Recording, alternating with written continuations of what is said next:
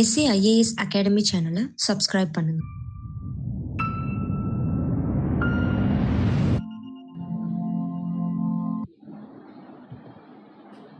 வணக்கம். SAIAS அகாடமிக்காக Venkatesh Kumar. So இன்னைக்கு டே 10, இன்னைக்கு 10வது நாள். இன்னைக்கு என்ன சப்ஜெக்ட் பார்க்க போறோம் அப்படின்னு பார்த்தீங்கன்னா எக்கனாமிக்ஸ். சரிங்களா? இதில் வந்து பார்த்தீங்கன்னா 6th புக் 7th புக் ரெண்டுமே கொடுத்துருக்கோம். ஏன்னா 6th புக்கில் மொத்தம் 3 டேர்ம் இருக்கு. ஆனால் செகண்ட் டேர்மில் மட்டும்தான் எக்கனாமிக்ஸ் இருக்கு. அதே மாதிரி 7th புக்லேயும் வந்து பார்த்தீங்கன்னா ஃபர்ஸ்ட் டேர்ம்லையும் 3rd டேர்ம் புக்கில் மட்டும்தான் எக்கனாமிக்ஸ் லெசன் இருக்கு. இந்த லெசன் எல்லாமே வந்து பார்த்தீங்கன்னா சின்ன சின்ன லெசன்ஸ். சரிங்களா? மொத்தமாகவே 6th to 10th புக்கை கன்சிடர் பண்ணிட்டீங்கன்னா எக்கனாமிக்ஸை பொறுத்தளவுக்கு 15 லெசன் தான் இருக்கு. ஒவ்வொரு லெசனும் 3 பேஜ் 4 பேஜ் தான். மொத்தமாகவே ஒரு 60 பேஜ் தான். சரிங்களா? ஸோ அதுக்கே வந்து பார்த்தீங்கன்னா நம்ம 4 நாள் மொத்தமாக ஒதுக்கியிருக்கோம். 9th புக் 10th புக்கெல்லாம் ஒவ்வொரு நாள் ஒதுக்கியிருக்கோம். ஆனால் 6th புக் 7th புக்கு இன்னைக்கு 8th புக் வந்து பார்த்தீங்கன்னா நாளைக்கு டெஸ்ட் வரும். ஸோ நாளைக்கு டெஸ்ட்டுக்கான சிலபஸும் அதே மாதிரி இன்னைக்கு ஸ்லைட்ல என்னென்ன கொஸ்டின்ஸ் இருக்கோ அதுக்கான ஆன்சர் கீ அப்படிங்கிறத வந்து பார்த்தீங்கன்னா டிஸ்கிரிப்ஷன் பாக்ஸ்ல இருக்கும். ஸோ அது எப்பயும் போல நம்ம அந்த ஃபார்மேட்டை ஃபாலோ பண்ணிக்கலாம். சரிங்களா? இது ஒரு டெஸ்டாகவே இருக்கணும் அப்படிங்கிறதுக்காக தான் நாங்கள் அந்த வீடியோவில் ஆன்சர்ஸ் கொடுக்கறதுல நல்லாவே உங்களுக்கு தெரியும். சரிங்களா? ஸோ இன்னைக்கு ஃபர்ஸ்ட் கொஸ்டின்ஸ் பார்த்துக்கலாம். இன்னைக்கு எக்கனாமிக்ஸ் வந்து இந்த 6th ஸ்டாண்டர்ட் புக்கை பொறுத்தளவுக்கு 7th ஸ்டாண்டர்ட் புக்கை பொறுத்தளவுக்கு டெட் ஈஸியான கொஸ்டின்ஸ் தான். Okay. So first question, what is the main occupation in villages? கிராமப்புறங்களில் உள்ள முக்கியமான தொழில் எது? கிராமப்புறங்களில் உள்ள முக்கியமான தொழில் எது? ஓகே.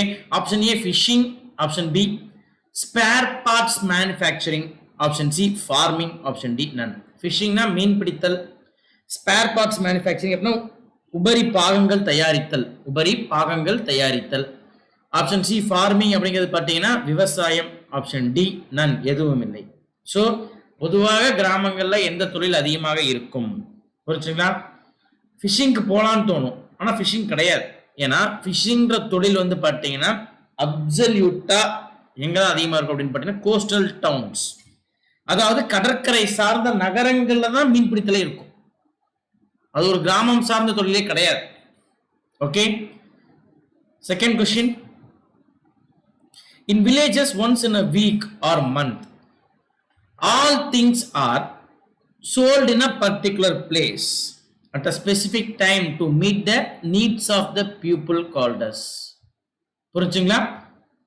பொதுவாக கிராமங்களில் மக்களின் தேவைகளுக்காக வாரம் ஒரு முறை அல்லது மாதம் ஒரு முறை, புரிஞ்சுங்களா, பொருட்கள் விற்கப்படும் இடம் எவ்வாறு அழைக்கப்படுகிறது?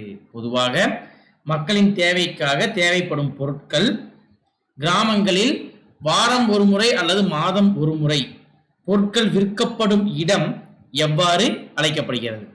ஆப்ஷன் ஏ டிபார்ட்மெண்டல் ஸ்டோர்ஸ், பல்பொருள் அங்காடி. ஆப்ஷன் பி சந்தை, புரிச்சுங்களா. ஆப்ஷன் சி ஹைப்பர் மார்ட், உயர்பொருள் அங்காடி. ஆப்ஷன் டி ஸ்மால் ஷாப்ஸ், சிறிய கடைகள். சரிங்களா? Third question, things which are produced in dash are bought to சந்தை for sale. புரிச்சுங்களா? சந்தையில் விற்பனை செய்யப்படும் பொருட்கள், புரிச்சுங்களா, things which are produced in dash are brought to சந்தை for sale. சார் சந்தையில், அதாவது சந்தையில் விற்பனை செய்யப்படும் பொருட்கள் எங்கிருந்து வரவழைக்கப்படுகின்றன அல்லது எங்கு தயாரிக்கப்படுகின்றன? சந்தையில் விற்கிற பொருள் பொதுவா எங்க தயாரிப்போம் அப்படின்னு கேட்போம். ஓகேங்களா? பொதுவா அதிக அளவில் option A villages, option B towns, option C foreign countries, option D industrial parks. வில்லேஜஸ்னா கிராமங்கள், டவுன்ஸ்னா நகரங்கள், ஆப்ஷன் சி ஃபாரின் கண்ட்ரிஸ் வெளிநாடுகள்ல, option D industrial park. Industrial park என்ன அர்த்தம் அப்படின்னு பார்த்தீங்கன்னா தொழில் பூங்காக்கள்ல பெரிய பெரிய தொழிற்சாலைகள்ல தயாரிக்கிற பொருள் தான் சந்தையில விற்பனைக்கு வரும் அப்படின்னு சொல்றாங்க. எதுன்னு கரெக்டா சூஸ் பண்ணுங்கப்பா. What activities R carried out in சந்தை? சந்தையில் எந்தவித பொருளாதார செயல்முறைகள் நடக்கின்றன? புரிஞ்சுங்களா? சந்தையில பொதுவாக என்ன நடக்கும்? Option A buying only, option B selling only, option C both buying and selling, option D only showcasing. பையிங்னா பொருள் வாங்குதல், செல்லிங்னா பொருள் விற்றல். ஆப்ஷன் சி வாங்குதலும் இருக்கும் விற்றலும் இருக்கும். ஆப்ஷன் டி ஒன்லி ஷோ கேசிங், பொருளை வந்து வெளிப்படுத்தி காட்டுறது மட்டும்தான், இங்க விற்பனையும் நடக்காது, சரிங்களா, வாங்குறது அப்படிங்கிற ஒரு செயல்முறையும் நடக்காது அப்படின்னு சொல்றாங்க. Okay. 5th question,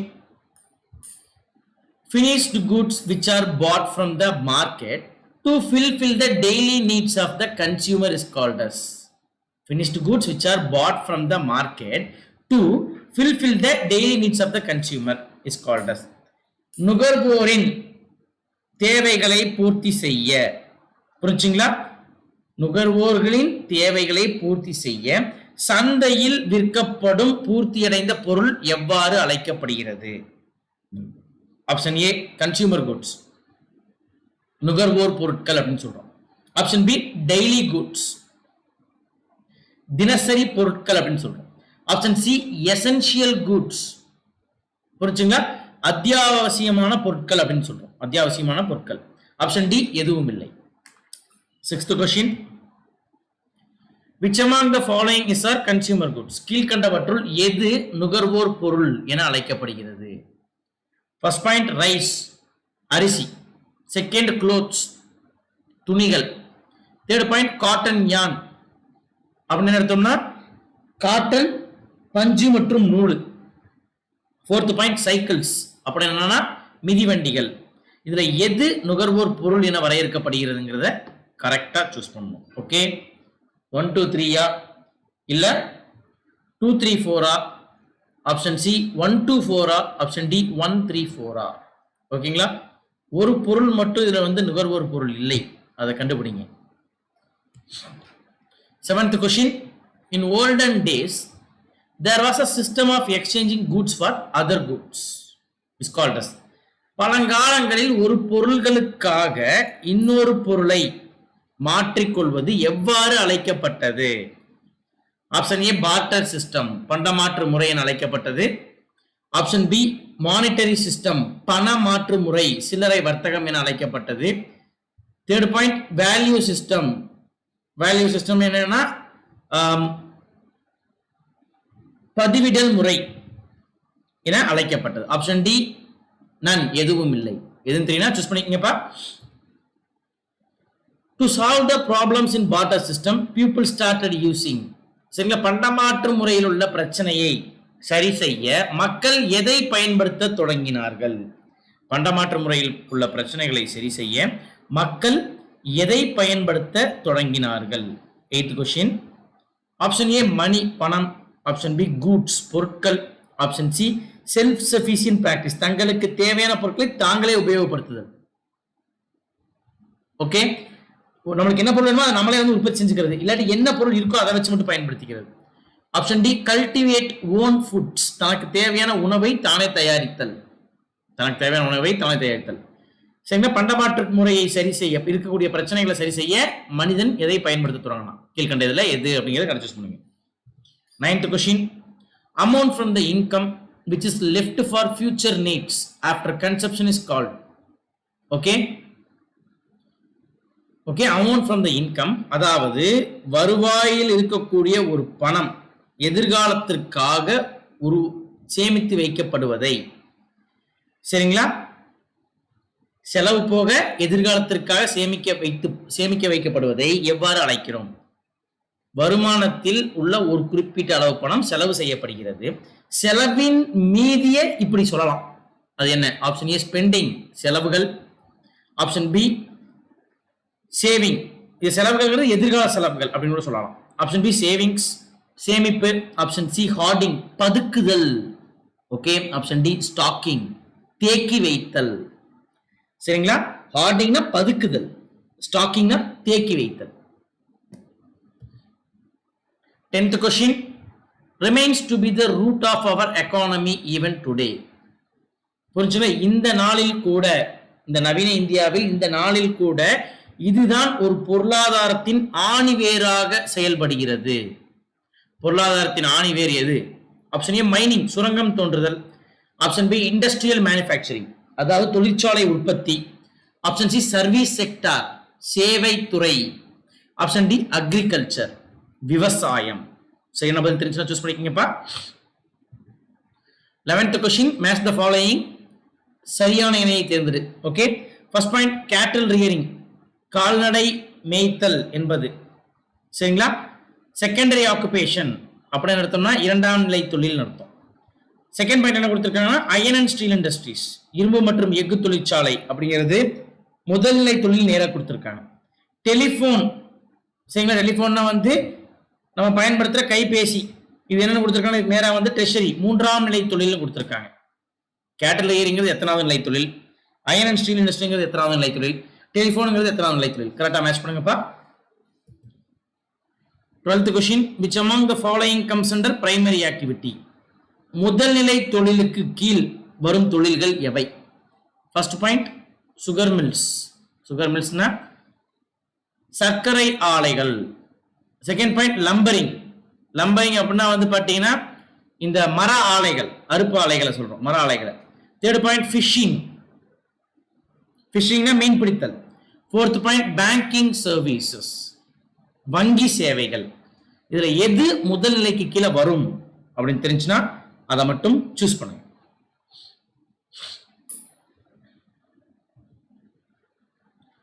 Who had said that the villages are the backbones of our country? Villages are the backbone of our country. யார் கிராமங்களை இந்தியாவின் முதுகெலும்பு என வர்ணனை செய்தார்? யார் சொன்னார்? Option A Jawaharlal Nehru, option B Gandhiji, option C சுபாஷ் Chandra Bose, option D M S. Swaminathan. 14th question, consider the following about percentage of population living in cities. புரிச்சுங்களா?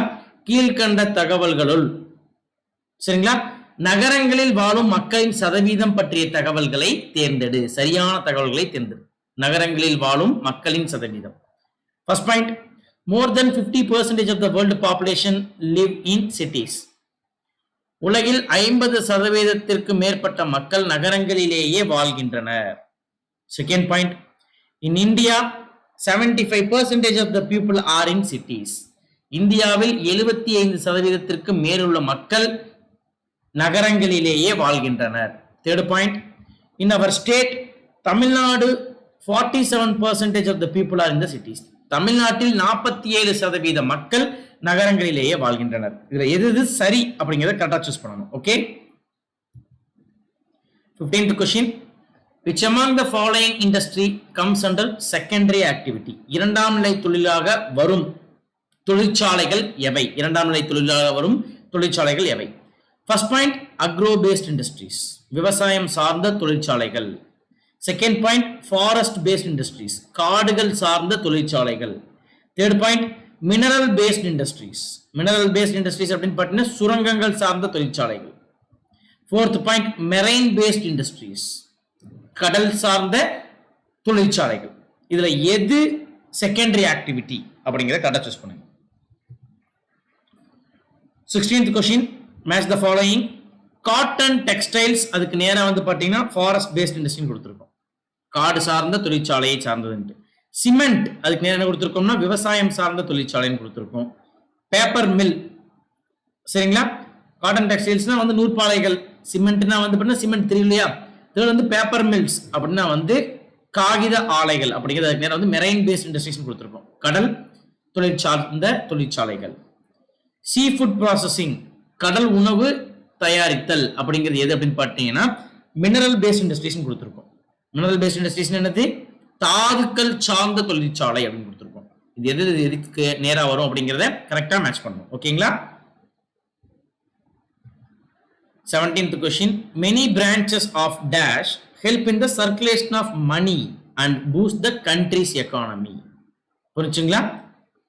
many branches of dash help in the circulation of money and boost the countries of economy. எதன் அதிக கிளைகள், சரிங்களா, எதன் அதிக கிளைகள் நாட்டில் பணப்புழக்கத்தையும் பொருளாதாரத்தையும் முன்னேற்றுவதில் உதவுகிறது? புரிச்சுங்களா? கீழ்கண்ட எது அதிகமா இருந்துச்சுன்னா நாட்டில் பணப்புழக்கமும் பொருளாதார முன்னேற்றமும் இருக்குன்னு கேட்கிறோம். ஆப்ஷன் ஏ பேங்க்ஸ், வங்கிகள். ஆப்ஷன் பி இண்டஸ்ட்ரீஸ், தொழிற்சாலைகள். ஆப்ஷன் சி கவர்மெண்ட் ஆபீசஸ், அரசாங்க அலுவலகங்கள். Option D colleges. சரிங்களா? காலேஜஸ் அப்படிங்கிறது என்னது? கல்லூரிகள். 18th question, tertiary activity is also known as, மூன்றாம் நிலை தொழில் இவ்வாறும் அழைக்கப்படுகிறது. Option A agri based industries, விவசாயம் சார்ந்த தொழிற்சாலை. ஆப்ஷன் பி ஃபிஷிங், ஃபிஷிங் என்னது மீன் பிடித்தல். ஆப்ஷன் சி சர்வீஸ் பேஸ்ட், சேவை சார்ந்த. ஆப்ஷன் டி மினரல் பேஸ்ட், தாதுக்கள் சார்ந்த. சரிங்களா? ட்ரெஷரி ஆக்டிவிட்டினா என்ன கரெக்டா சூஸ் பண்ணீங்க அப்படின்னா ஈஸியா எடுத்துடலாம். அல்லது சேவைத்துறை பொருளாதாரம் என்றால் என்ன அதை யோசிச்சு பார்த்தீங்கன்னா எடுத்துடலாம். Collection of honey is a dash occupation. தேன் சேகரித்தல் என்பது எந்த வகை தொழில்? ஆப்ஷன் ஏ பிரைமரி, முதல் நிலை. ஆப்ஷன் பி செகண்டரி, இரண்டாம் நிலை. ஆப்ஷன் சி டெர்ஷரி, மூன்றாம் நிலை. ஆப்ஷன் டி குவாட்டர்னரி, நான்காம் நிலை. ஓகே, 20வது question. What is the name of the process which is changing the raw materials into finished product? புரிச்சுங்களா? ஒரு பொருளை, சரிங்களா, ஒரு அடிப்படை பொருளை ஒரு finished good raw material அப்படின்னு பார்த்தீங்கன்னா ஒரு பொருளை தயாரிக்க பயன்படும் பொருள். புரிச்சுங்களா? இங்க என்ன கேட்டிருக்காங்க பார்த்தீங்கன்னா ஒரு சாதாரண பொருளை ஒரு உபயோகப்படுத்தக்கூடிய ஒரு பொருளாக, முடிவடைந்த பொருளாக மாற்ற பயன்படும் தொழிலின் பெயர் என்ன? அதாவது ரப்பர் பால், ரப்பர்ல இருந்து வரக்கூடிய பால், மரம், இதுதான் ரா மெட்டீரியல். எதுக்கு அப்படின்னு பார்த்தீங்கன்னா பேப்பருக்கு. ஓகே, அந்த மாதிரி ஒரு அடிப்படை பொருள், சரிங்களா, ஒரு மூலதன பொருள் ஒரு முடிவடைந்த பொருளை தயாரிக்க பயன்படுகிறது. பிளாஸ்டிக், வாட்டர் பாட்டில் தயாரிக்க பயன்படுகிறது. இந்த மாதிரி அந்த தொழிலுக்கு பேர் என்ன அப்படின்னு கேட்டிருக்கோம். ஆப்ஷன் ஏ கலெக்ஷன், சேகரித்தல். ஆப்ஷன் பி ப்ரொடக்ஷன், உற்பத்தி செய்தல். ஆப்ஷன் சி கன்செப்ஷன், கன்செப்ஷன்னா நுகர்வு செய்தல். ஆப்ஷன் டி மார்க்கெட்டிங், மார்க்கெட்டிங்னா விளம்பரப்படுத்துதல். 21st question. What are two main activities in an economy? ஒரு பொருளாதாரத்தின் இரண்டு முக்கிய தொழில்கள் எது?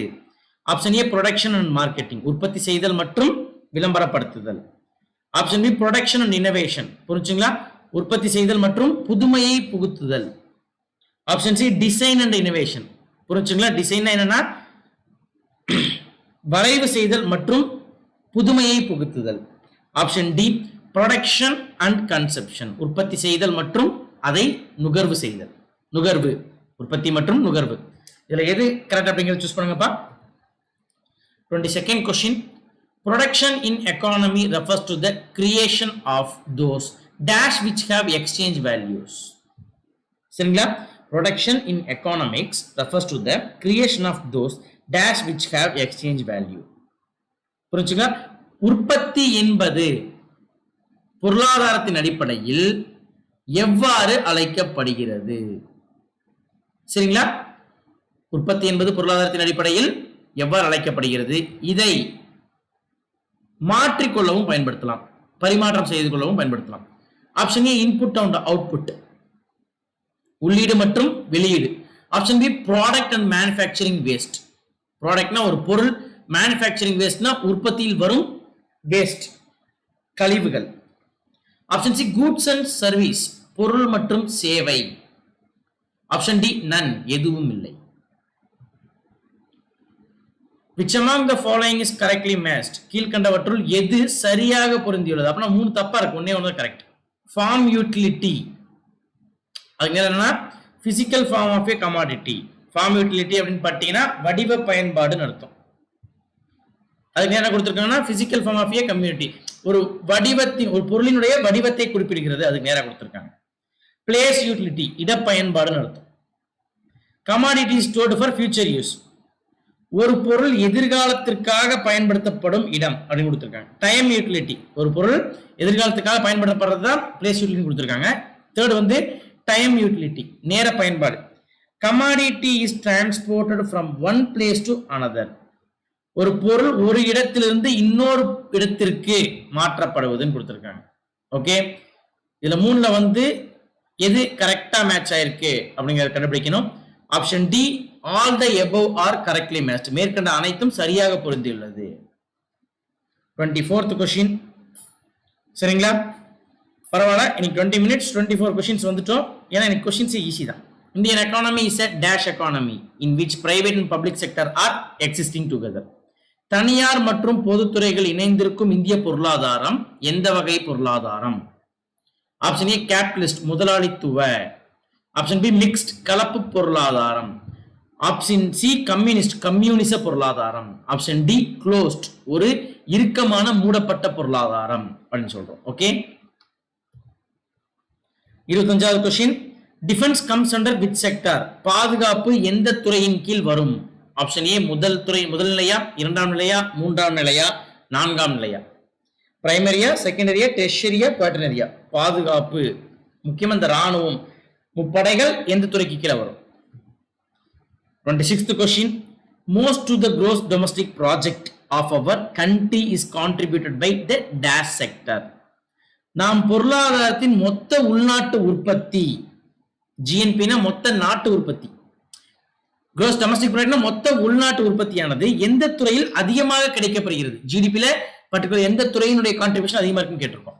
ஆப்ஷன் ஏ டெர்ஷரி மூன்றாம் நிலை, ஆப்ஷன் பி பிரைமரி முதல் நிலை, ஆப்ஷன் சி செகண்டரி இரண்டாம் நிலை, option D all contributes equal amount அனைத்துமே சம அளவில் பங்கீடு செய்கிறது. Okay, 27th question. Which among the following comes under factor of production? சரிங்களா, உற்பத்தி செய்தலின் முக்கிய காரணிகள் என்ன? பாயிண்ட் 1 லேண்ட் நிலம், பாயிண்ட் 2 லேபர் தொழிலாளர்கள், பாயிண்ட் 3 கேபிட்டல் மூலதனம், பாயிண்ட் 4 ஆர்கனைசேஷன். சரிங்களா, ஒரு அமைப்பு. Okay, option A 1 and 2 only, option B 1, 2, 3, option C 2, 3, 4, option D all the above. Okay, கரெக்டா சூஸ் பண்ணுங்க. 28th question. Which among the following statement is incorrect? கீழ்கண்டவற்றுள் தவறாக, note the point, தவறாக பொருந்தியுள்ளதை கண்டுபிடி. First point, primary factors R capital and organisation. உற்பத்தியின் முதன்மை காரணிகள் என்பது மூலதனமும் அமைப்பும் அப்படின்னு கொடுத்திருக்காங்க. Second point, derived factors R land and labour. அதாவது இரண்டாம் நிலை அல்லது பெறப்பட்ட காரணிகள் என்பது, பெறப்பட்ட அல்லது இரண்டாம் நிலை காரணிகள் என்பது என்னன்னு சொல்றோம்? லேண்ட் இடம் மற்றும் தொழிற்சாலை மீன் தொழிலாளர்கள் அப்படின்னு சொல்றோம். ஓகே, நீங்களே ஒரு தொழிலை ஒரு இடத்துல ஒரு தொழில் ஆரம்பிக்க போறோம்னா எந்த ரெண்டு ஃபர்ஸ்ட் எண்ணம் உங்க மைண்டுக்குள்ள வரும்? அதுதான் பிரைமரி. அதுக்கப்புறம் தான் செகண்டரி ரெடி பண்ணணும். Option A 1 only, option B 2 only, option C both, option D none. நீங்க சூஸ் பண்ண வேண்டியது இன்கரெக்ட், தவறா புரிஞ்சிருக்கிறத சூஸ் பண்ணணும். 29th question. Land as a factor of production includes which among the following? Okay, நிலம் என்பது புரிச்சுங்களா ஒரு உற்பத்தியில் எந்தெந்த காரணிகளை உள்ளடக்கியது? நிலம் என்பது ஒரு உற்பத்தியில் எந்தெந்த காரணிகளை உள்ளடக்கியது? ஆப்ஷன் 1 ஏர் காற்று, ஆப்ஷன் 2 வாட்டர் நீர், ஆப்ஷன் சி, ஆப்ஷன் 3 மினரல் தாதுக்கள், ஆப்ஷன் 4 மவுண்டைன்ஸ் மலைப்பகுதிகள். சரிங்களா, இதுக்கான கரெக்ட் ஆன்சர் 4 மட்டுமா, இல்ல option B 2 and 2 and 3, option C 3 and 4, இல்ல மேல இருக்கக்கூடிய எல்லாமே? கரெக்டா சூஸ் பண்ணுங்கப்பா. 30th question. Which among the following statement is correct about the characteristics of land? நிலத்தை பொறுத்தவரையில் சரிங்களா அவற்றின் பண்புகளை சரியாக தேர்ந்தெடு. நிலத்தினுடைய பண்புகளை பிரைமரி ப்ரொடக்ஷன்ல நிலம் இருக்கு இல்லையா, அதனுடைய ப்ரொடக்ஷனுடைய பிரைமரி ஃபேக்டர்ல நிலம் அப்படிங்கிறது இருக்கு, அதனுடைய பிரைமரி பண்புகளை தேர்ந்தெடுக்கணும். First point, land is fixed in supply. புரிஞ்சுங்களா, அதாவது சப்ளை ஒரு பொருளை ஒருத்தருக்கு கொண்டு போய் சேர்க்கறது, அதுக்கு பேர் பகிர்வுன்னு இங்கிலீஷ்ல சொல்லுவோம். அந்த சப்ளைல லேண்ட் அப்படிங்கிறது என்னன்னு சொல்றாங்கன்னா ஃபிக்ஸ்ட் அப்படின்னு சொல்றாங்க. லேண்டுங்கிறது ஒரு நிலையானது, அதாவது பகிர்வை பொறுத்தவரையில் நிலம் நிலையானது. Second point, land is perishable, நிலம் கெட்டு போக கூடியது அப்படின்றோம்.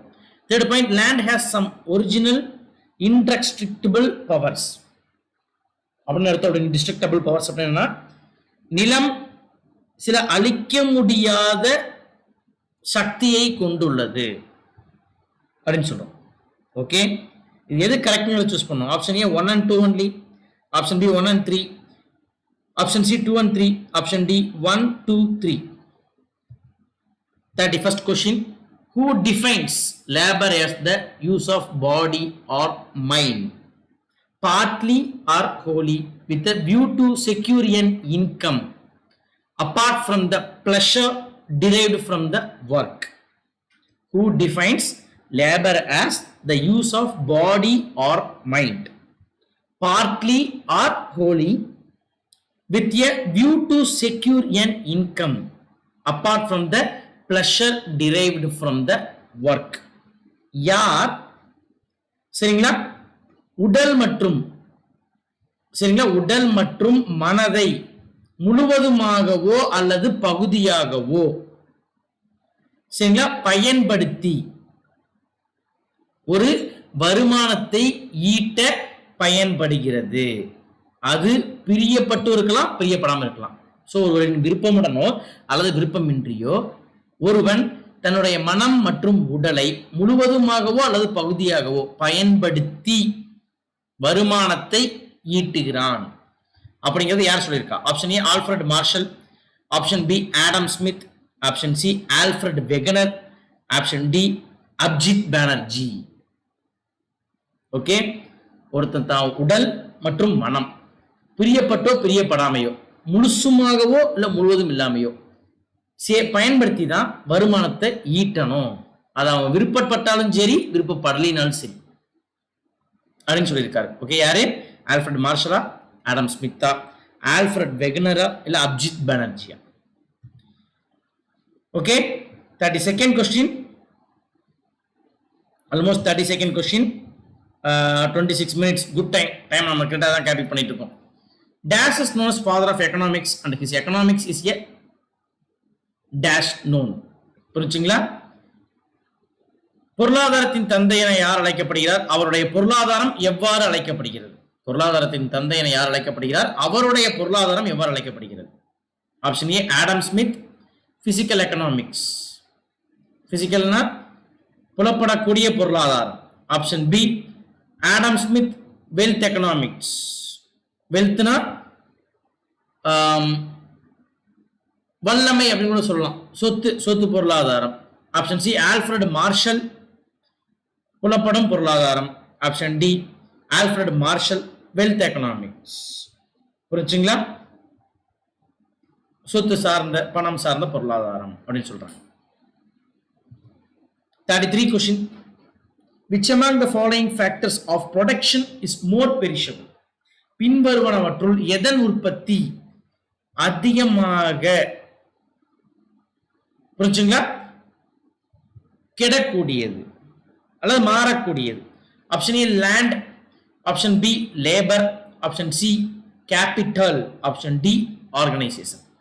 நிலமா, தொழிலாளர்களா, இல்ல மூலதனமா, இல்ல அமைப்பா? கரெக்டா சூஸ் பண்ணுங்க. 34th question. Assertion and reason type. Labor is more perishable than other factors of production.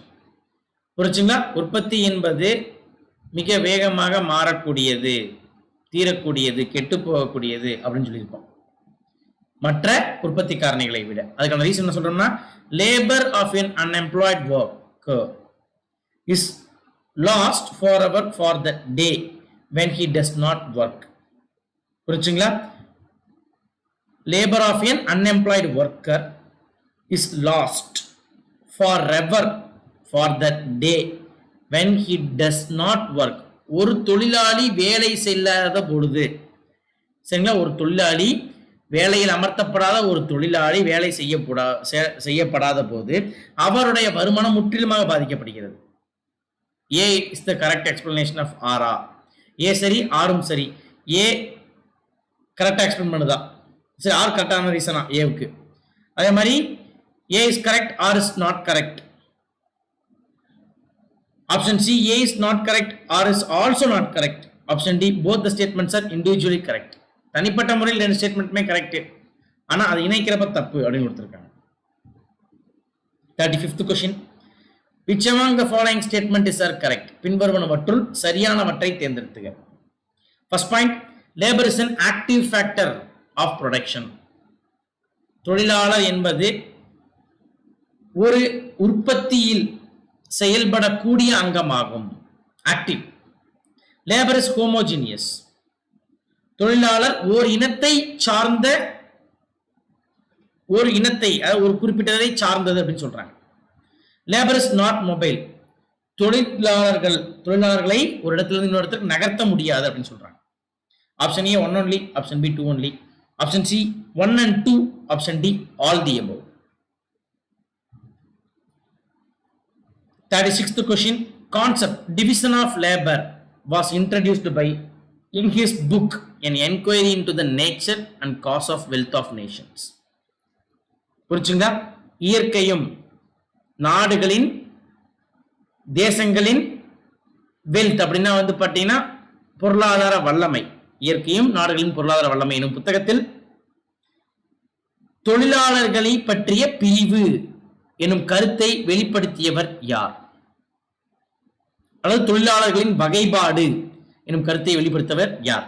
Alfred Marshall, Alfred Wegener, option C Adam Smith, option D Amartya Sen. 37th question. Which among the following is are the characteristics of division of labor is not correct? தொழிலாளர்களின் வகைப்பாட்டை பொறுத்தவரையில் எந்த பண்பு தவறானது? First point, avoid use of machinery in production. அப்படின்னு எடுத்தோம்னா ஒரு உற்பத்தியில் மெஷின்ஸை use பண்றதை தவிர்ப்பாங்க அப்படின்னு சொல்றாங்க. லேபரை பொறுத்தளவுக்கு இதெல்லாம் இன்கரெக்ட்னு கேட்டிருக்கோம்ப்பா, நாட் கரெக்ட்னு கேட்டிருக்கோம். ஸோ லேபரை பொறுத்தளவுக்கு சொன்னா to avoid use of machinery in production. ஒரு உற்பத்தியில் இயந்திரங்கள் உபயோகப்படுத்துதலை தவிர்க்க. Second point, time and material are put to the best and most efficient use. நேரம் மற்றும் பொருட்கள் சரிங்களா மிக லாபகரமாக சிறந்த வழியில் உபயோகப்படுத்துவதற்காக. Third point, it improves efficiency of the labour. புரிஞ்சுங்களா? இந்த தொழிலாளர்களின் வகைப்பாடு என்பது ஒரு உற்பத்தியில மெஷினை குறைக்கன்னு சொல்லியிருக்காங்க ஃபர்ஸ்ட் பாயிண்ட். செகண்ட் பாயிண்ட் பாத்தீங்கன்னா நேரத்தையும் காலத்தையும் சாமர்த்தியமா பயன்படுத்துறதுக்காக கொடுத்திருக்காங்க. தேர்ட் பாயிண்ட் பாத்தீங்கன்னா improves efficiency of the labour அப்படின்னு எடுத்தோம்னா ஒரு லேபர்னுடைய மேக்ஸிமம் இன்புட்டை கேதர் பண்ணிக்கிறதுன்னு சொல்றாங்க. Option A 1 only, option B 2 only, option C 3 only, option D all the above. Okay. 38th question. Dash is the man-made physical goods used to produce other goods and services. சரிங்களா? மனிதனால் உற்பத்தி செய்யப்பட்ட ஒரு பொருள் மற்ற பொருட்களை செய்ய பயன்படுமேயானால் அதை எவ்வாறு அழைக்கலாம்? மனிதனால் உற்பத்தி செய்யப்பட்ட ஒரு பொருள் மற்ற பொருட்களையும் சேவைகளையும் தயாரிக்க பயன்படும் அப்படின்னா அது என்னன்னு சொல்லலாம்? Option A capital, option B labour, option C organisation, option D land. கேபிட்டல்னா மூலதனம், ஆப்ஷன் பி லேபர், லேபர்னா தொழிலாளர்கள், ஆப்ஷன் சி ஆர்கனைசேஷன், ஆர்கனைசேஷன்னா அமைப்பு, தொழிற்சாலை அமைப்பு, option D land. 39th question. Which among the following statement is correct? பின்வருவனவற்றுள் சரியான கருத்துக்களை தேர்ந்தெடு. பின்வருவனவற்றுள் சரியான கருத்துக்களை தேர்ந்தெடு. First point, capital refers to that part of man-made wealth which is used for the further production of the wealth. புரிஞ்சுங்களா? என்ன சொல்றோம் அப்படின்னு பார்த்தீங்கன்னா கேபிட்டல் மூலதனம் என்பது பொருளாதாரத்தை சரிங்களா மூலதனம் என்பது மனிதனால் உருவாக்கப்பட்டது, மேலும் இவை பொருளாதாரத்தை மேம்படுத்த பயன்படுத்தப்படுகிறது அப்படின்னு சொல்றாங்க. Second point, all wealth is not capital but all capital is a wealth. அனைத்து மூலதனமும் ஒரு சொத்தாகாது, ஆனா அனைத்து சொத்துக்களும் ஒரு மூலதனம் அப்படின்னு சொல்றாங்க. All wealth is not capital, அனைத்து சொத்துக்களும் மூலதனம் அல்ல, ஆனால் அனைத்து மூலதனமே சொத்து அப்படின்னு சொல்றாங்க. அனைத்து சொத்துக்களுமே மூலதனம் கிடையாது, ஆனா அனைத்து மூலதனமே ஒரு சொத்துன்னு சொல்றாங்க. Okay, first point 1 only, second point 2 only, third point both 1 and 2, fourth point none, எதுவும் இல்லை அப்படின்னு. Okay, 40th question. Which among the following factors of production has highest mobility? பின்வருவனவற்றுள் உற்பத்தியின் எந்த ஒரு காரணி அதிகமாக நகரக்கூடியது, அதிகமாக மாறக்கூடியதுன்னு கூட சொல்லுவோம். Option A land, option B labour, option C organisation, option D capital. நிலம், தொழிலாளர்கள், தொழிற்சாலை, சரிங்களா? கேபிட்டல் அப்படின்னா மூலதனம். 41st point, in modern times who is called the changing agent of the society? சமூகத்தை மாற்ற பயன்படும் காரணி என்பது எது? ஆப்ஷன் ஏ லேபர், தொழிலாளர்கள், ஆப்ஷன் பி என்டர்பிரனர், சுய தொழில் முனைவோர், ஆப்ஷன் சி கன்சியூமர், நுகர்வோர்கள், ஆப்ஷன் டி கவர்மெண்ட், அரசாங்கம். 42nd question, production refers to, உற்பத்தி என்பது option A destruction of utility, பயன்பாட்டை அளித்தல், option B creation of utilities, புது பயன்பாடை உருவாக்குதல், ஆப்ஷன் சி எக்ஸ்சேஞ்ச் வேல்யூ, பரிமாற்றம் செய்து கொள்தல், option D none of these, மேல்கண்ட எதுவும் இல்லை. 43rd question, dash is carried out by extractive industries. புரிஞ்சுங்களா? ஒரு தொழிற்சாலைகளால் எது பின்பற்றப்படுகிறது? ஆப்ஷன் ஏ செகண்டரி ப்ரொடக்ஷன், இரண்டாம் நிலை உற்பத்தி, ஆப்ஷன் பி பிரைமரி ப்ரொடக்ஷன், முதல்நிலை உற்பத்தி, ஆப்ஷன் சி டெர்ஷரி ப்ரொடக்ஷன், மூன்றாம் நிலை உற்பத்தி, ஆப்ஷன் டி சேவை உற்பத்தி, service production. Primary factors are, முதல் நிலை காரணிகள் என்பது option A land and capital, நிலம் மற்றும் மூலதனம், option B capital and labour, capital எனது மூலதனம் மற்றும் தொழில், option C land and labour, நிலம் மற்றும் தொழிலாளர்கள், option D none of these above, மேற்கண்ட எதுவும் இல்லை. 45th, which among the following is the principal source of the revenue for the government? ஒரு அரசாங்கத்தின் வருவாயின் முக்கிய காரணிகள் என்ன? ஃபர்ஸ்ட் பாயிண்ட் டாக்ஸஸ், வரிகள். செகண்ட் பாயிண்ட் ஸ்பெஷல் அசஸ்மெண்ட், சிறந்து முடிவெடுத்தல். Third point fees. Okay, third point என்ன சொல்றோம்? ஃபீஸ்னா கட்டணங்கள் அப்படின்னு நம்ம சொல்றோம். ஒரு அரசாங்கத்தினுடைய முக்கியமான ரெவென்யூ சோர்ஸ் என்னப்பா? டாக்ஸ், ஸ்பெஷல் அசஸ்மெண்ட் கண்டிப்பா இருக்கும். தேர்ட் பாயிண்ட் ஃபீஸ், என்னெல்லாம் இருக்கணும் கரெக்டாக சூஸ் பண்ணுங்கப்பா. 46th, match the following: progressive tax, proportional tax, regressive tax. இது மூன்று விதமான வரிகளை பத்தி கொடுத்திருக்கோம். புரிச்சுன்னா progressive tax அப்படின்னா என்னன்னா உயர் வரி விகிதம். proportional tax அப்படின்னா என்ன அர்த்தம்?